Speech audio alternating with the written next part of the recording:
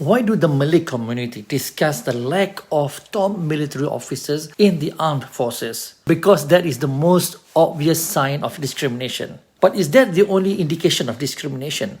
Of course not. The problem with discrimination in Singapore is that they are hidden in the system. Because racism is embedded in the PAP government, we now see the effects even as the policy is unwritten.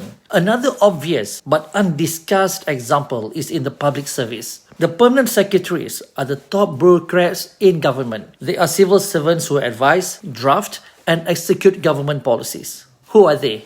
How many permanent secretaries are Malays? Given that about 15% of Singapore are Malays, if everyone is equal and the system is not discriminatory, that we should find around 15% of civil servants at every level to be Malays, from the cleaners to supervisors to the permanent secretaries. So how many are Malays?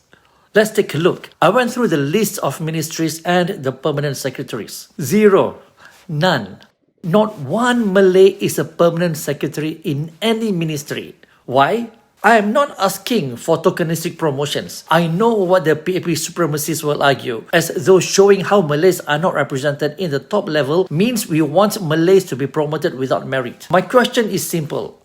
If the PAP believes Malays are equal to every other ethnicity in Singapore, then there should be statistical equivalency in every level. The fact that we are not represented means they believe we are either genetically or culturally deficient, or there is discrimination in the public service. Which one?